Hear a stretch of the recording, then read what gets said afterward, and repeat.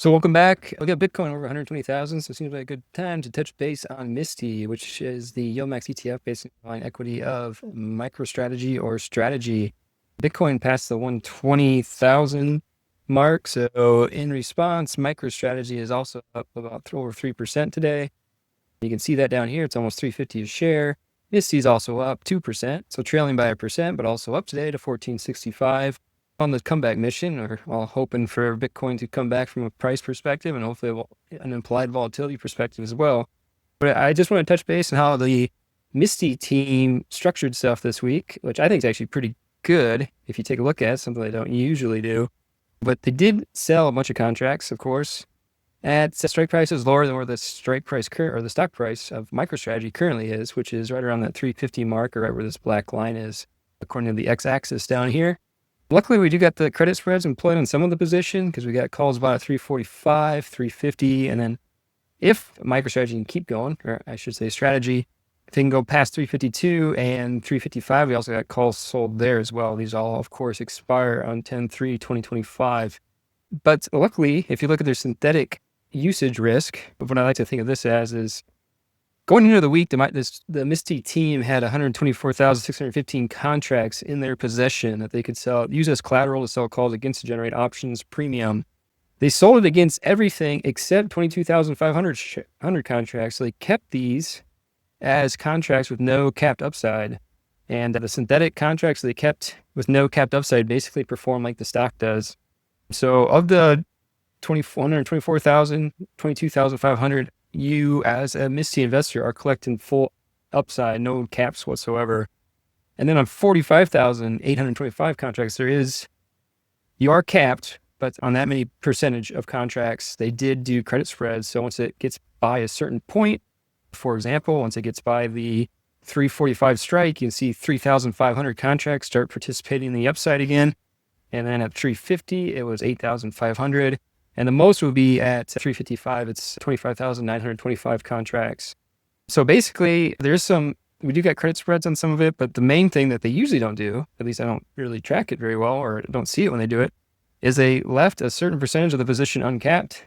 I'm guessing I thought that with gold prices going up, with interest rates going down, we do got this explosive volatility upside on Bitcoin, in my opinion, that's out there at any point in time. So it looks like Bitcoin is getting a bid in the markets currently, going up past the 120,000 point again. And luckily we got these contracts here that are uncapped. That said, because there were contracts sold here, you do see MSTY is underperforming MicroStrategy today. However, the underperformance would be much larger if you didn't have that uncapped portion that we still have. As far as how this looks, I want to just touch base on how it looks on the Excel spreadsheet. So you can see right here, this is how they present their data or what they own. And I basically color coded it. In the bright yellow, you can see this is their synthetics, which consist both of puts and then the call component. The put and the call components, there would be the same number of shares. Wherever you see the same number of shares, the put and the call will be at the same strike price, so 410. And then you got the 330 and 345 respectively. So they got synthetics structured around three strike prices, 410, 330, and 345. With those synthetics, you got to have collateral, which is green here, your cash. Basically what this cash does is if MicroStrategy were to fall and you get a sign on the put, the broker wants to know that you have the cash basically if you get to sign the shares, to actually put up the cash to buy the shares. So that's the purpose of the cash. But then using the synthetic, you can use that as collateral to sell calls against. We got this here in like kind of light orange. So you see overall, like I presented in my illustration, they have 124,615 contracts in their synthetic. You basically add those two together. However, they only wrote calls against 102,115. And then of the 102,115, they did buy credit spreads in 45,825.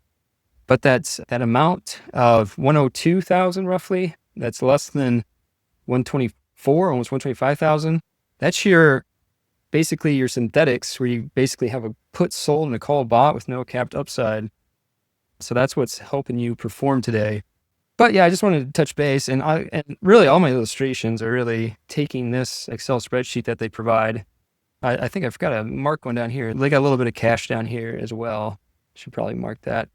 But I'm basically taking that and then trying to put that in a visualization like this, and breaking that down, how their holdings stack up So you can see them in an easier way. You can see the strike prices they have sold, and the amount is the magnitudes that they have sold. Anything below the x-axis is what they have sold, anything above the x-axis where they have bought. Try to show where the stock price is, and then the red lines, of course, where their synthetics are structured. So you can see on two of the synthetics, the stock price is above it, so that adds positive to the synthetic value of the fund. But there is one synthetic that we're still quite a bit under, that's 410. So if you go to the fund makeup per share, the synthetic, because of that 410, is still negative 70 cents, but it's come back quite a bit. And if you want to track the synthetic value on a time series, that's this chart down here. Just make sure all selected. You can see the last few days or weeks of data, however you see fit. You just uncheck the boxes.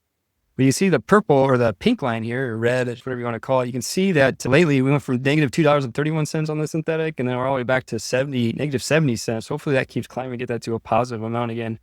Those negative synthetics were really crashing the stock or the ETF for the most part, because when the synthetic is too negative, they usually take some of their cash and move the strike prices down. Basically, that'd be like an example. That would be like moving the 410 down to 350. You can do that, but you got to pay for it. So they usually take cash to make it so their synthetic net value is not as negative as it used to be.